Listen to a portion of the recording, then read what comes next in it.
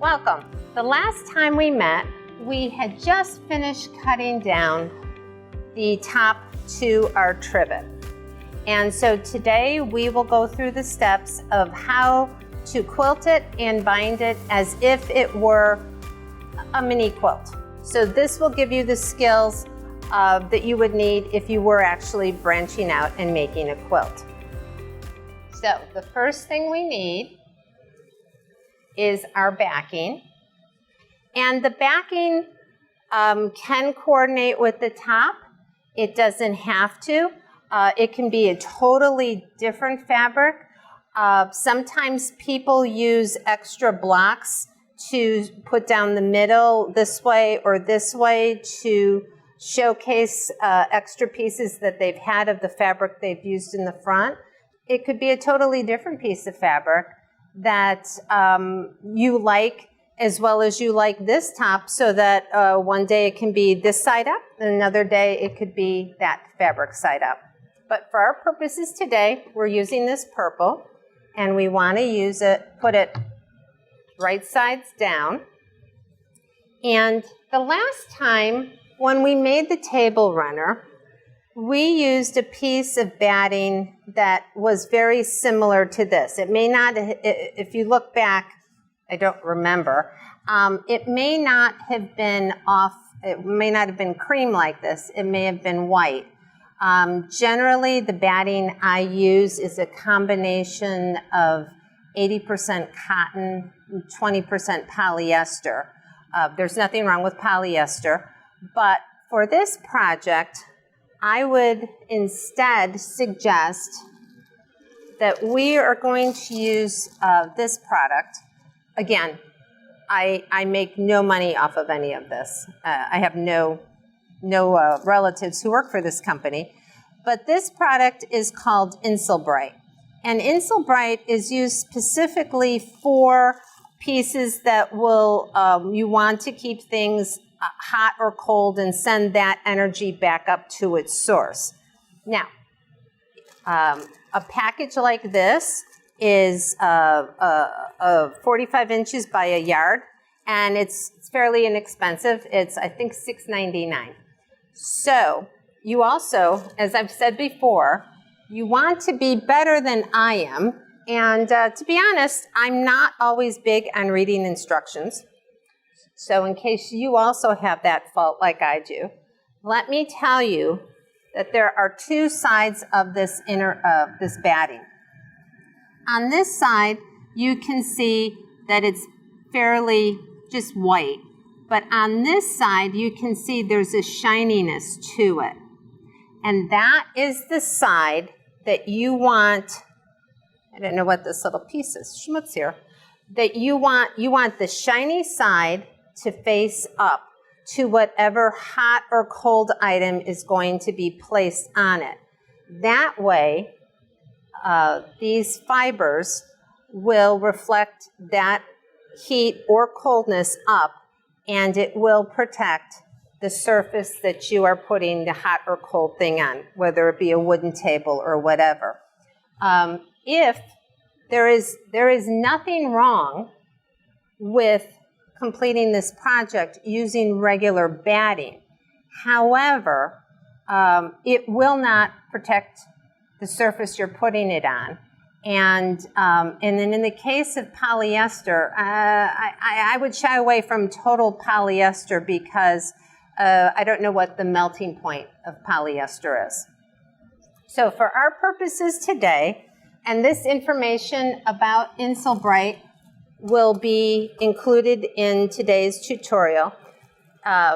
If you have a kit that you were able to get from either Bull Run or Chin Park, directions for this project will be on there. You can also download them from our website, or you can always contact me, as I have copies available to either send you through the mail, email, or however you need to get them. So we have our backing and our batting and our top, and we always want a little bit more just in case that while we're quilting maybe something shifts. in a project this small, the chances of it shifting significantly are not that great, but why chance it? Now, there are several different ways to attach these layers together. Some people take a very long needle and thread that they can see, say like a white, and they will stitch through all 3 layers with big basting stitches to hold it all down while they sew. I don't do that. I know people that do that for whole entire quilts. There are 4 different ways that I will do things. The first are these pins, and these have very flat heads, and they really are nice because they don't distort the fabric, and these are called flower pins. These happen to have flowers on the end, but I've seen others that don't have flower pins, and they're quite a bit longer than normal pins. Now, you can also use, let's do this. You can also use just a regular old straight pin, okay? These you already have probably in your sewing kit, and it won't cost you any additional money. Some people who do a lot of quilting will buy these specially curved safety pins. And the advantage of these is that while you're putting them in, it curves up and it's not proving my point, but it will make it easier to put them in. Now, if you really go in for the Cadillac of pins, it will be these pins with these little covers on them, and they facilitate getting them through the fabric much easier. If you choose either of these options, you would want to buy one of these little handy dandy things. And they have these little notches in the end so that when you can just push them up. It will save your finger and your fingernails. Now, in a project like this, any of this would do. If I was doing a full quilt, I would go with this. But then again, I think I've confessed before, I really don't quilt my quilts. I do what's called quilting by check, and I send them off to a very nice woman who has a special machine. So for our purposes today, since this is a very short thing, I'm going to demonstrate how I would use these 2. I would alternate the direction the pins are going in. I don't know. You probably need someone who's better versed in the whole art of quilting. I just feel that if they're going one way or the other way, it helps keep them in place. And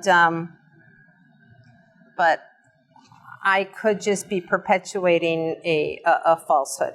So I would go vertical, I would go horizontal, and I would pin this all in place with either the flower pins. Now, if you're using the regular old run-of-the-mill pins, I would just say because they're smaller, I would just use a little bit more. And really what we're just trying to do is we're just trying to get it so that everything is going to stay in place while we sew it. And so we will now go over and sew a couple rows so that you can see how we would do the quilting for this project. The quilting that I'm going to do is I'm going to basically be sewing right here in this space that's between these 2 seams. It's called quilting in the ditch. If you wanted, you wouldn't have to do that. You could take a pencil and say, draw a design, say, maybe like this of some flowers, and you could quilt around that design. You could also, they have stencils where you would put the stencil design on top, They sell little bags of chalk. You would pounce it down, and then you could quilt over that design. But today, or to be honest, if this was mine, I would just be quilting in the ditch. And that's what we're going to go over to the sewing machine and do now. So before we start, let's just go over a few things. We could, in a perfect world, maybe find a variegated thread that would have all these colors. I'm choosing to do the quilting in a purple on the top thread and on the bottom. When we stitch in the ditch, as close as we can, you have to understand not to overthink it, because this is something that is going to get dirty and washed, and as cotton is washed, it will have that nice used kind of like a grandma quilt crumple, and your stitches will not matter at all. So the other change we've made is on this sewing machine, we have put what is called a walking foot. A walking foot has a device in here that is an additional set of feed dogs. You have feed dogs in the bottom of your sewing machine, and the walking foot's feed dogs allow the 3 different layers of fabric to travel through at the same speed. So you won't get any bunching or lumping or things kind of gapping up in the back. These are fairly inexpensive as far as things go. You can buy generic ones from several different places, sewing machine, vacuum supply places, probably big box stores, and all kinds of places online. This is a very old machine. It's from the 70s, early 60s, or late 60s, and this is a generic one, and it was $25. Should you be coming to the Makerspace here to use their machines to do your projects or any other projects you might want to do, each machine does have a walking foot available, so you don't have to be concerned about that. So when using the walking foot, we want to lengthen our stitch a little longer because we don't need it to be as tight because everything is already sewn down. And in this case, I have found, let me show you this.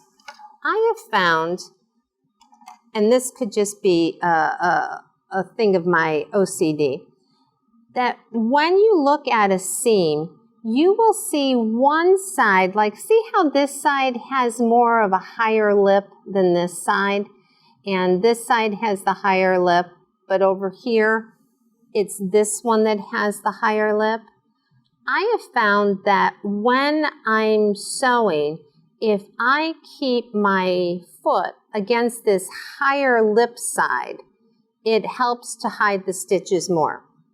That could just be me. I'm just giving that as a hint that it may help you. So in this case, I would sew down this one, but then on the other way, I would turn it and sew down against this lip.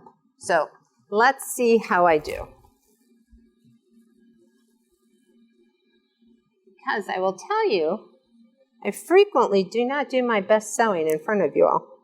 Okay, so we are going to put the presser foot down. We'll hold that. We're going to just make sure our needle is down. One advantage of the safety pins is that, you will not stick yourself, but hey, should you stick yourself and get blood on your quilt, spit is the easiest thing to take the blood out of your quilt, if not rubbing alcohol. But if you just, rub your tongue all over it, the blood will come out faster than anything else. So on that note, let's see. We'll hold the tails down, take the first couple stitches. Gonna do what we're supposed to do and take those pins out. And you'll see that at times it may look like it is going to bunch up, that this is we're going to have some kind of tuck formed. But because all the bottom dogs and the top dogs are working, see, it will level it out. I find taking it nice and slow is the best. I am not the most patient soul, so when I start feeling like I'm doing well and speed up, that's usually when I make a mistake and then need to get the seam ripper out.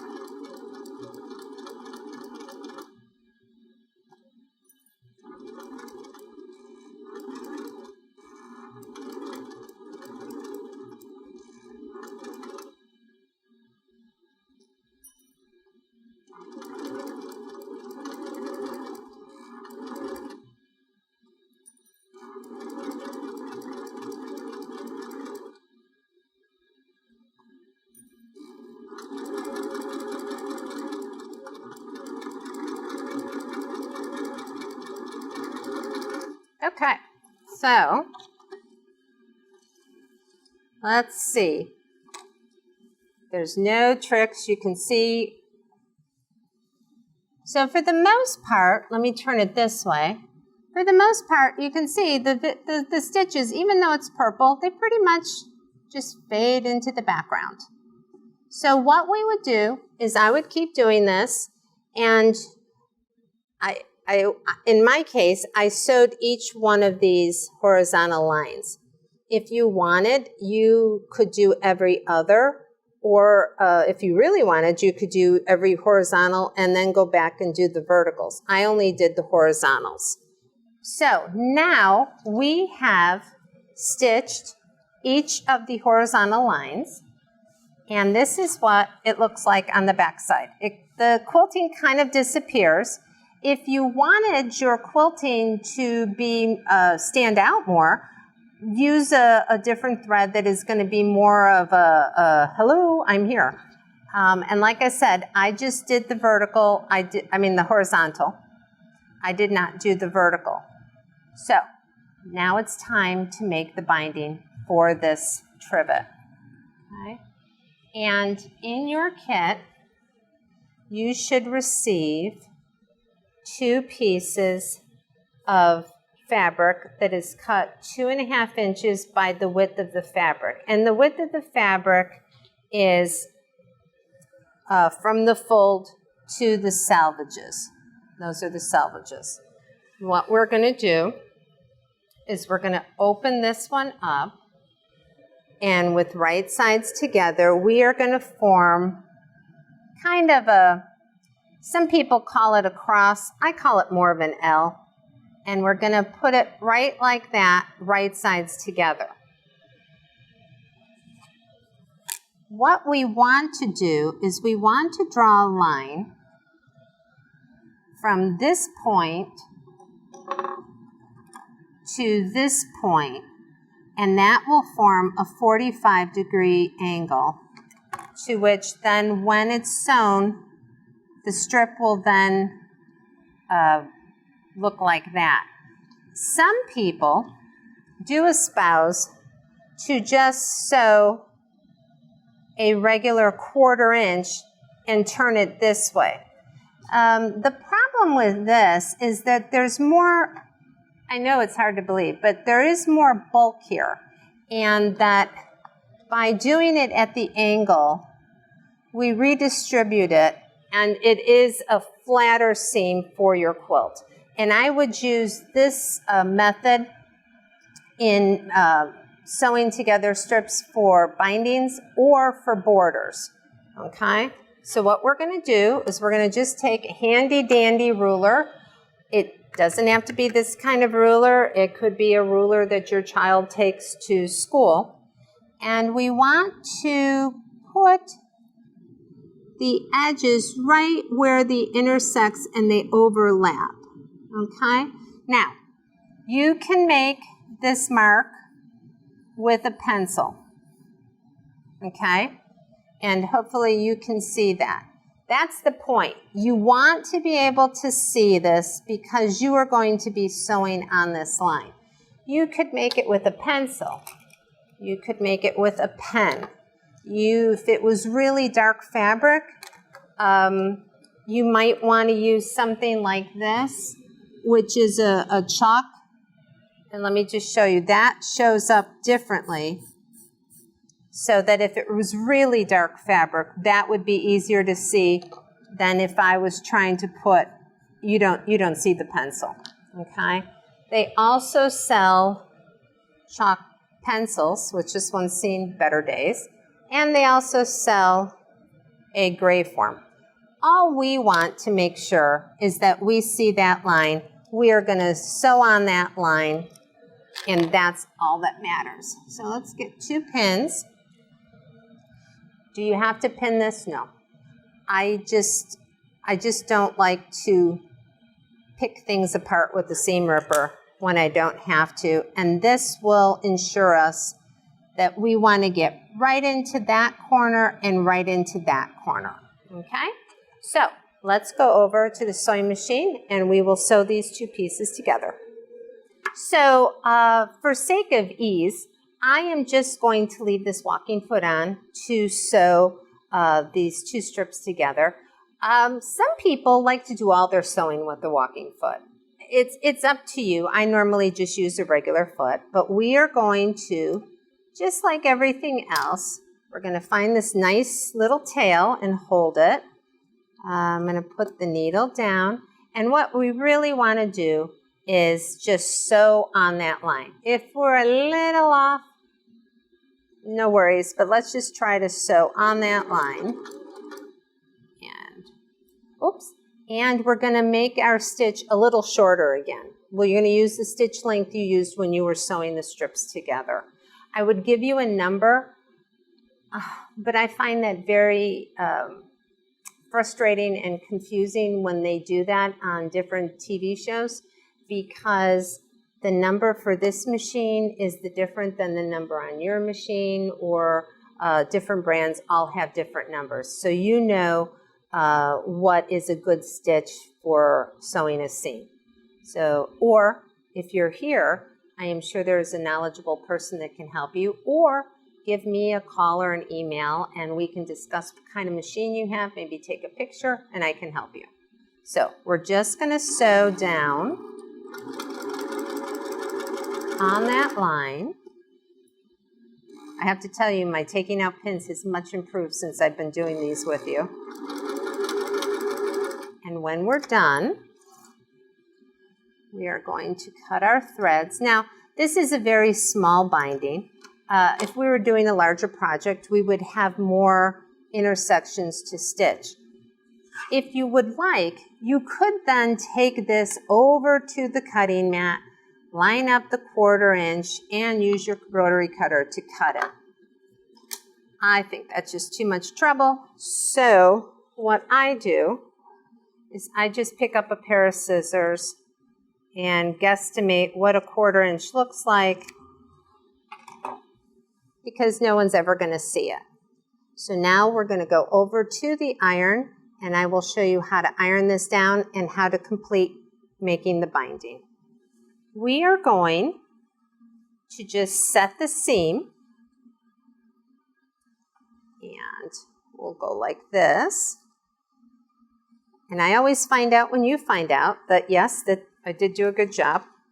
It's not always the case. We'll do that. And now what we want to do is we want to take this binding strip and we want to fold it in half. And what we're going to do is just lightly, we don't want to pull, we don't want to distort. We just want to lightly keep the edges together so that we are forming this binding strip. And this part, now if you have a very large project, this project could take a lot longer. But we just want to get this in half, wrong sides together. I would take a little extra time here where we have the seam.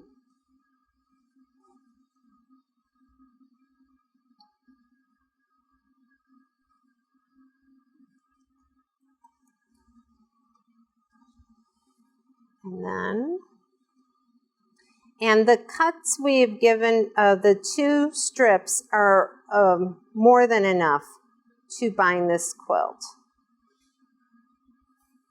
And binding instructions will also be available online, or contact me.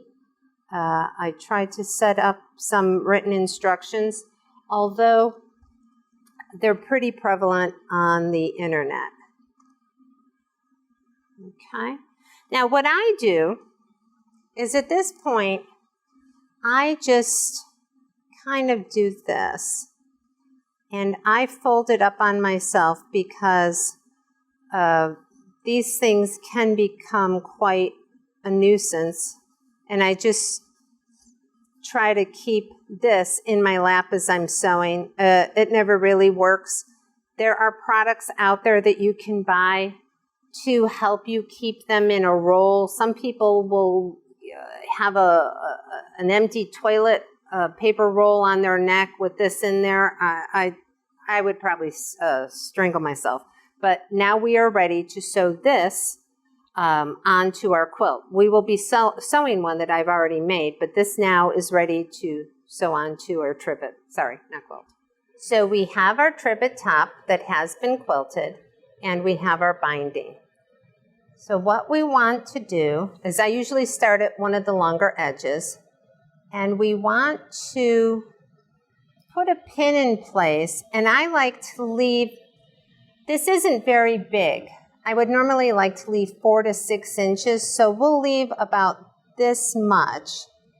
But what we need to do is we need to make a mark at each of the corners where a 1/4 inch in. And excuse me 1 second.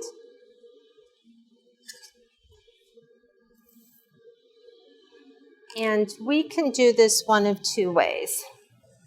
If we take one of these little rulers that has the 1/4 inch mark, we can either just put the pin in and then double check that it's a 1/4 inch in, or if you feel that that is beyond you, you could make a mark with a chalk pencil or marker and then just go back and put the pin in. But I find that it's easier to do this in the beginning. See, I don't know if the white's going to show up here.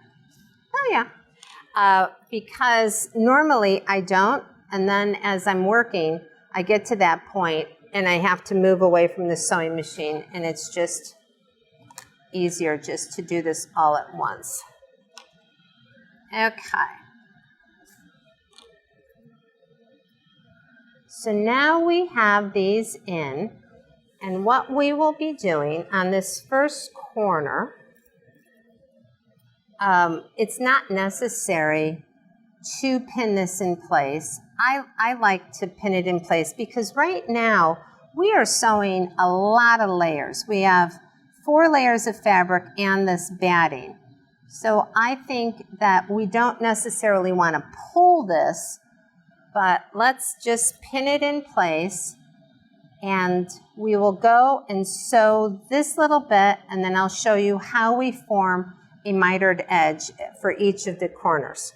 So what we're going to do, this is an absolute must for the walking foot now. We're going to raise up our needle, find those threads, okay, put it down, and in my case, I have to move that. We are going to stitch the smaller stitch. We don't need the bigger stitch. I'm going to see if this will stay in my lap. What I normally like to do is I like to take a couple stitches and then backtrack a little. And then what we're going to do is just sew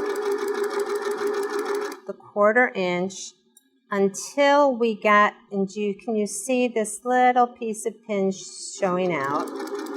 And as we get close to that, it's sometimes easier just to move the needle until we get it right below or right before it hits this pin. Then we want to back up a little, and then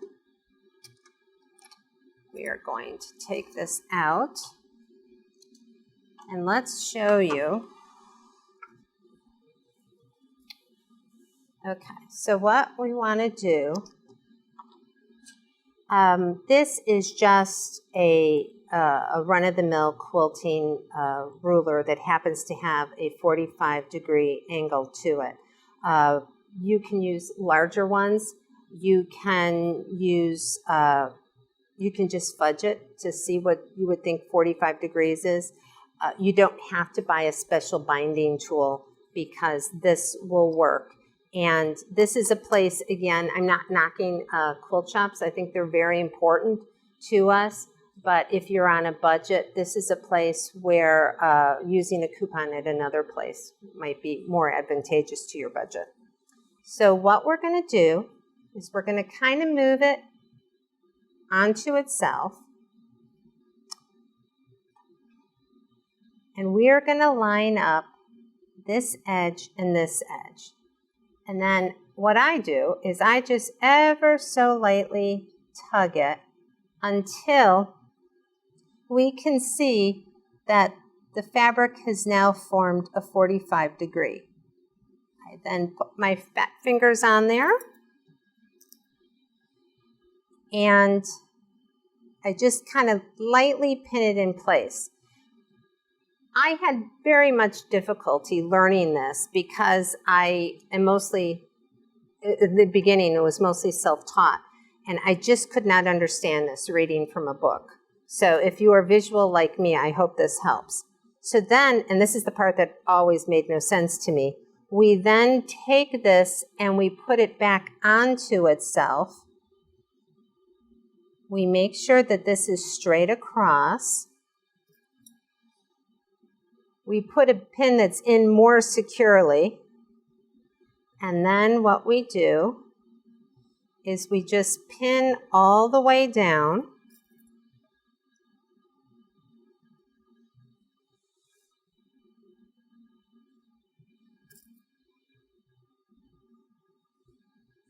Oops.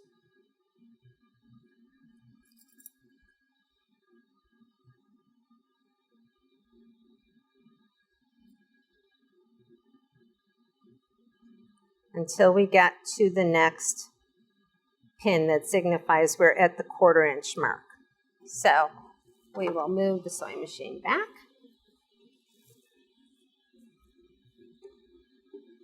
And we will stitch down this side.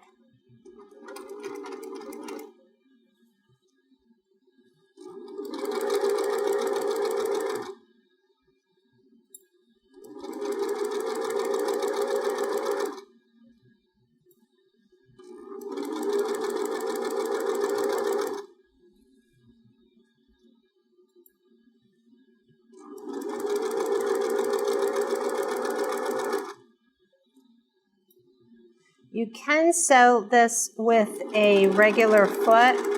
It just makes life easier because even with my pinning it, as it moves the feed dogs, you might have this gappy thing here that all we have to do is like that.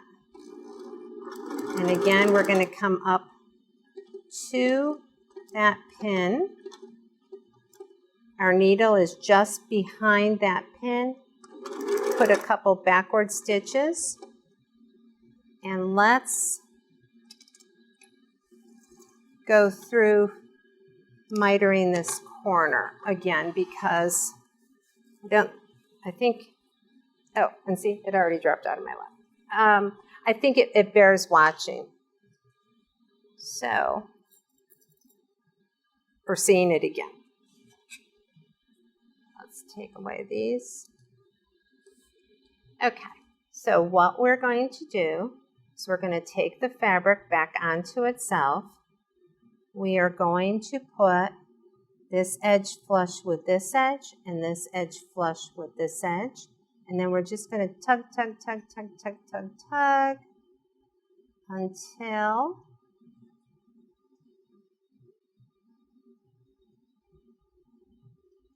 we have a perfect 45-degree angle.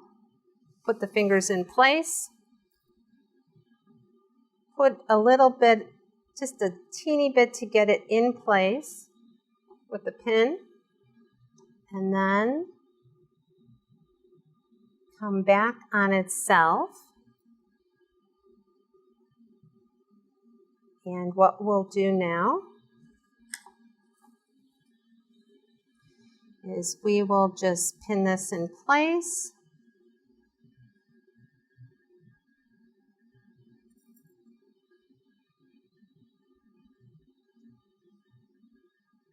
And you always want to try to get your edges to line up together.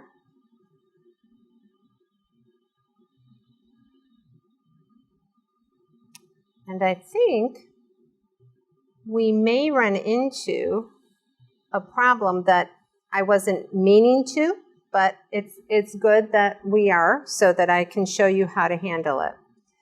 In a perfect world, we would not want this one and only seam to wind up in this one and only corner. If you wanted to, you could undo all your sewing. I wouldn't, especially not for something like this. So let's go on and we will trundle through just in case you wind up with this situation yourself at home. So let's get back here. Let's get this down. We will start sewing. Some days it really would help if we had a third hand, but I have not found a device that will do that yet. So let's sew this.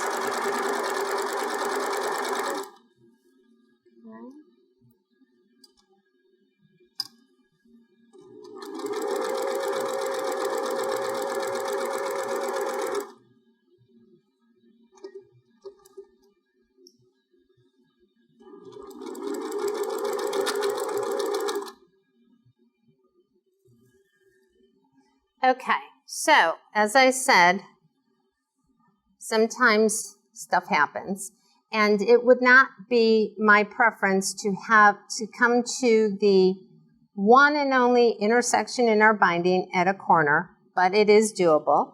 So what we are going to do is, as we did before, we are going to fold the binding onto itself. We are going to line up this. We are going to just ever so slightly pin it. Just take a little bite of the fabric and then come back. Now, what I will show you is that we do have this seam here, and when I show you how to deal with the back side of the quilt, I will pay extra attention to this corner. We'll do two corners. And so at this point,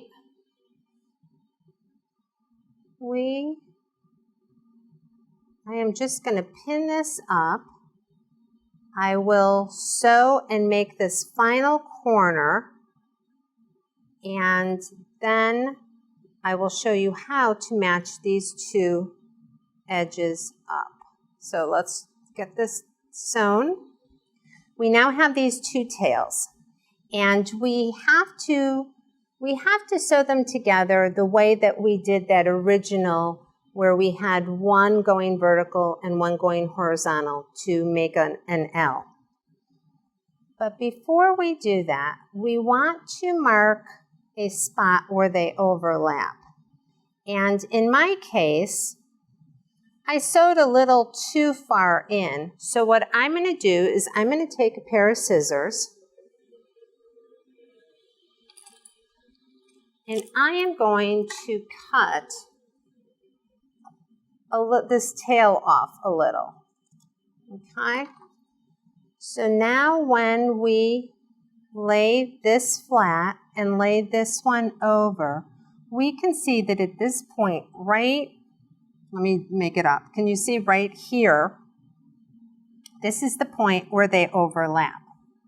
Okay? We want to put a pin in right at that spot.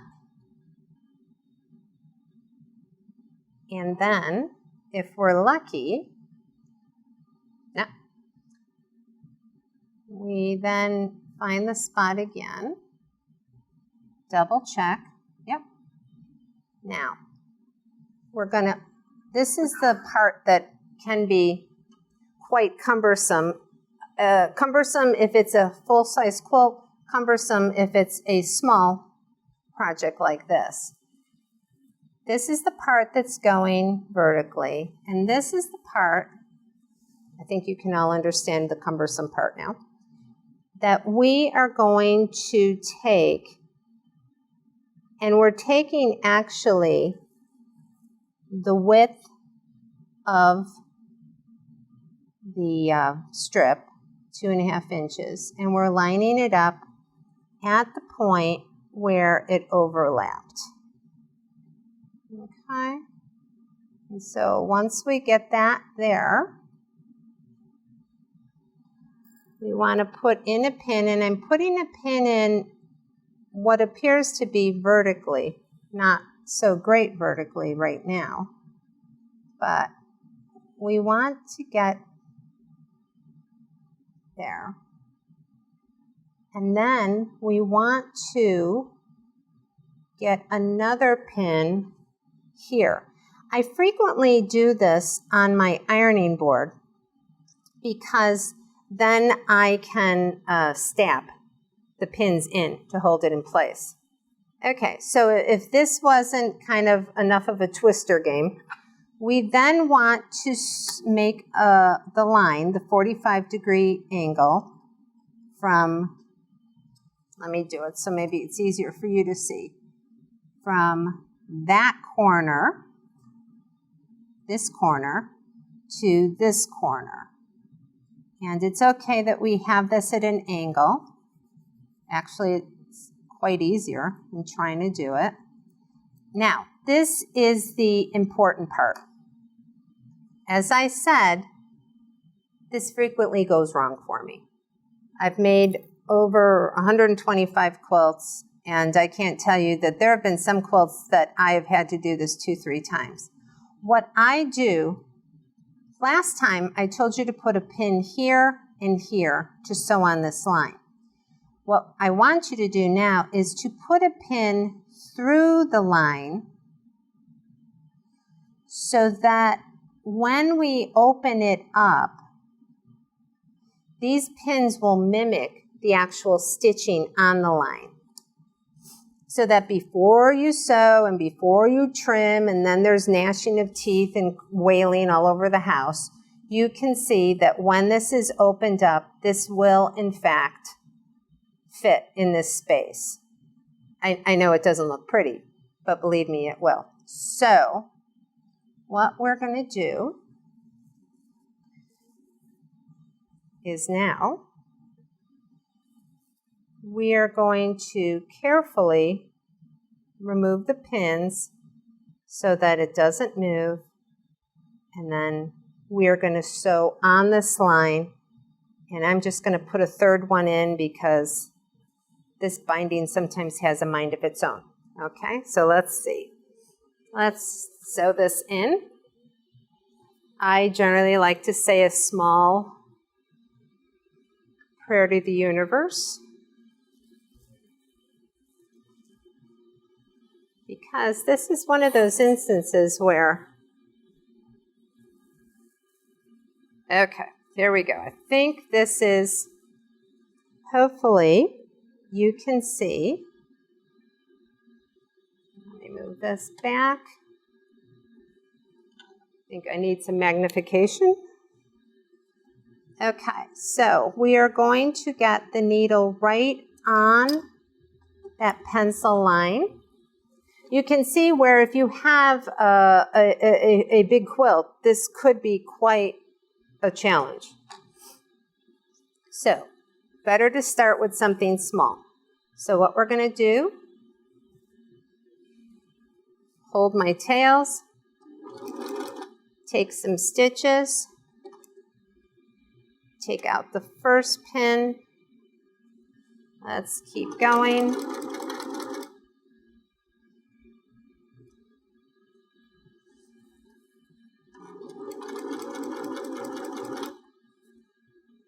Now, as we take out this last pin, you really, really, really want to keep fingers on it so that it doesn't move at the last minute. Let's see. You might be tempted now to say, oh, okay, it looked okay before. Do not.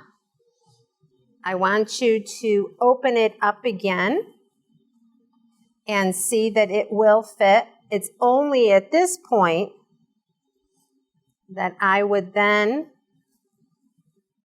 fold this again.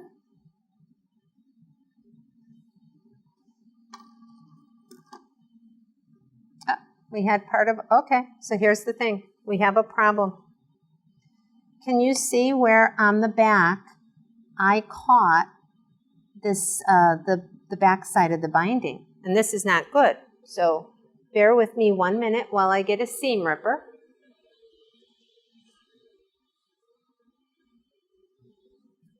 And what we're going to do is this. We are going to pin this in place, okay, so that, and then I have not demonstrated my prowess with a seam ripper. We are carefully going to put the seam ripper against these stitches and just pick out the few that we need to release the edge of this fabric that got tucked under, okay? Let's see. And we want to take care, because especially if you have a new seam ripper, it could be quite sharp. And I have known people that have not only taken out the stitches, but have put a hole in their fabric as well. So let's pin this bad boy down again. Always better to double check. And let's go back and re-sew this. And we just really need to sew the spot that had the boo-boo to it. And in this case, I think it'll be easier to angle it this way. Where are those threads? Tails.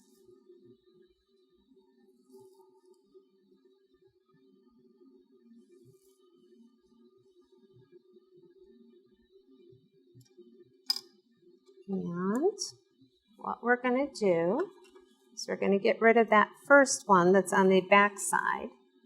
We are going to just sew down this line that we had already sewn on. We are coming to the point where there was the issue. We're taking out this pin. We're keeping our fingers firmly in place to hold everything this flat. Okay, now let's see what we have this time. Okay, so take away all these extra threads.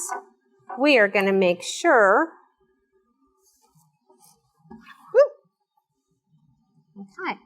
Okay, so now when we are sure everything is fine, and more importantly, you don't want to cut it until we're sure that we have this right, because let me tell you, as much as I've sewn, and I started sewing when I was like 16, I have also been known to sew the wrong angle, and that is also not a good thing, as Martha Stewart would say. So again, I'm just going to take this And I'm going to guesstimate what a 1/4 inch looks like. There is no one that is ever going to open up the seam to see if you were really truly at a 1/4 inch.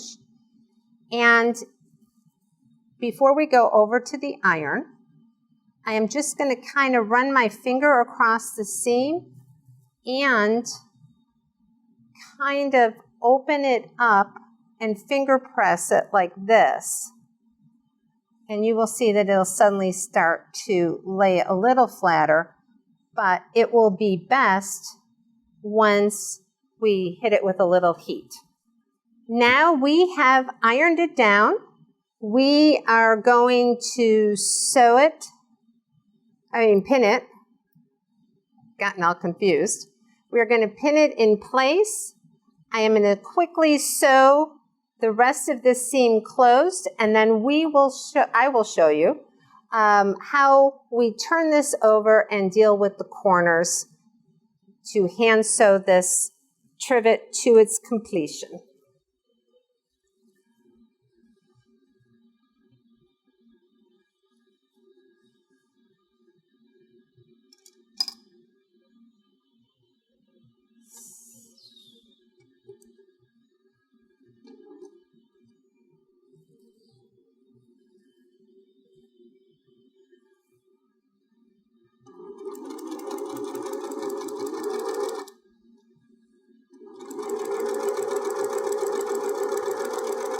We are at the home stretch of finishing this project, and so at this point we are going to take our trivet and we are going to turn it over. Oh, and here's another boo-boo. Let's see if we can fix this boo-boo. In sewing the binding on, I caught a little bit of the fabric, and let's see if I can fix this. Now you are seeing my real life in real time. Okay. I will show you that even a boo-boo as bad as this, we could go back and we could take the stitching out. I don't think it's necessary, because what we're going to do is we are going to take this and we are going to fold it over. Now, we will pin it in place, and I'm going to just pin a couple things so that you can see that even with that big boo-boo, it wasn't necessary to take it out, because we want to, as we're pulling this binding over, we want to cover the stitching that's here. There are those who do not espouse now sewing this down by hand. What they would do is that they would turn their quilt over and they would pin it in place, and you would have to pin it differently than I did. And then, as we did with the quilting, they would sew in this ditch that would then theoretically catch this in place. I think that's fine. In some cases, in some ways, it may make more sense for something like this that is going to be used more frequently. I think that the hand-sewed edge just has a much neater, more professional look. So what we're going to do is we are going to keep doing this. And now I've shown you how to do it with the pins. These are these little clips that you can buy. Again, big box store, or one of those giants that ships to your house all the time. They sometimes do go on sale, or again, I love a good coupon, or you don't have to necessarily buy the name brand. There are knockoff brands that I hear work just as well.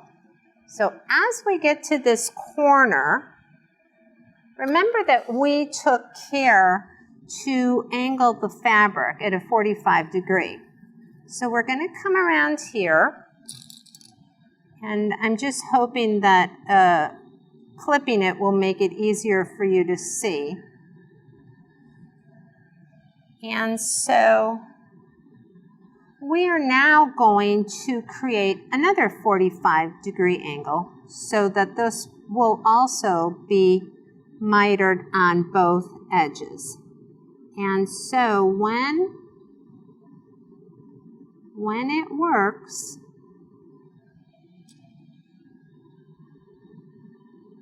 okay, so here we go. Now, we have a 45-degree angle.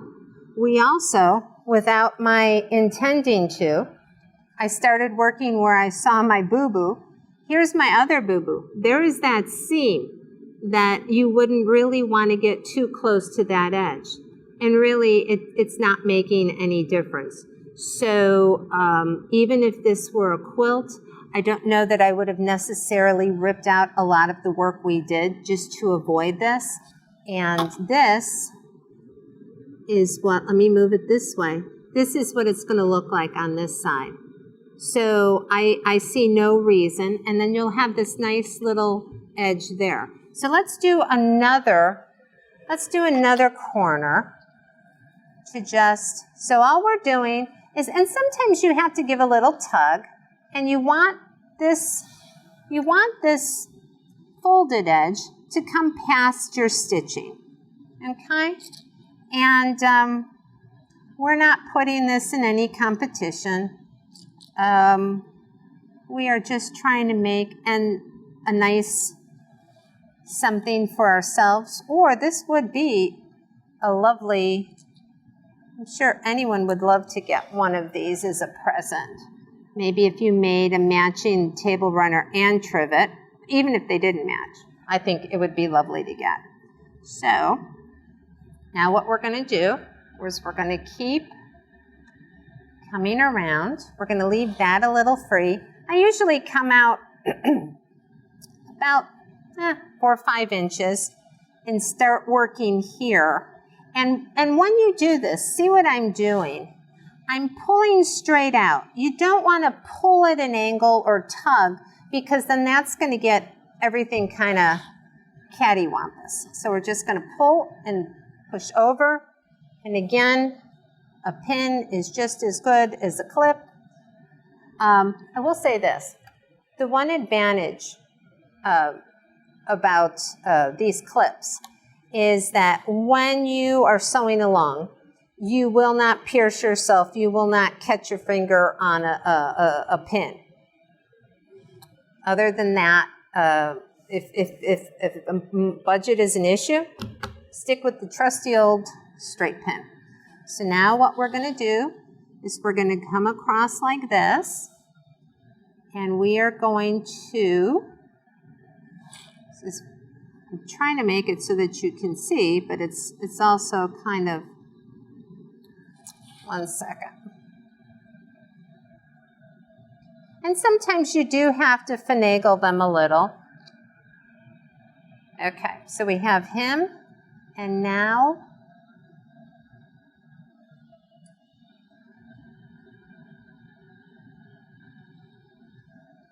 if you are using these clips or pinning, I'm going to pin the next corner. I would caution you to get the clips closer, as close as possible, so to where you're forming this angle. The other day, I was actually sewing the binding on a quilt, and I had it out, and the little stinker popped out. So let's pretend that we've done all of this, and let's do this one with the straight pins. Okay. And again, just gonna straight pin, straight pin. Okay, we'll get this one in place.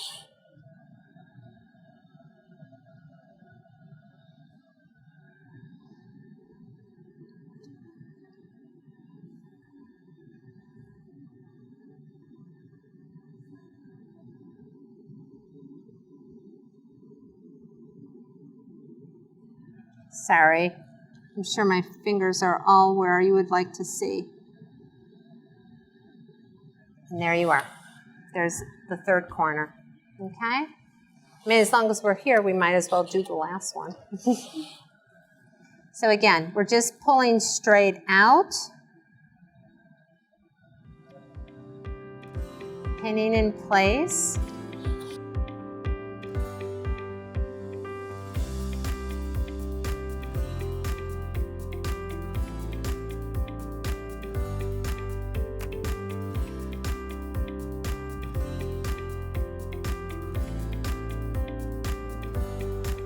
And there you go. So now what I would do is I would take a thread that matches whatever your binding is. I use a double strand, and there's a whole other debate about needles. Some people only will use a certain type of certain brand. Needles like pins and everything else in the quilting world can get quite pricey. A regular old needle with an eye that you can see to put your thread through should be fine. If you have a choice, I prefer a number 10 straw needle. I find that they're a little easier. And the only other thing I would caution you is that when you are hand sewing, you imagine this is your needle. You want to just get just a little bit of the background and go through here where you see I've just kind of gone through the top of the folded. It's a very shallow motion, because so when you look at this is where my needle is, right here. You don't see any silver. What you don't want is you don't want to go deep down and then come up, because then, see, you're going to have purple thread showing through there. So take your time. It is a very shallow. You don't need to really get into the batting, and then just do that stitch all the way around. At the corners, I stitch one corner to the other. I may take one stitch in here, and then I just come out over here. But if you have any questions, concerns, needed advice, feel free to call me. My number and my email are listed. And if you want, I'd also be quite pleased to see your finished projects. Thank you for joining us for the Trivet tutorial.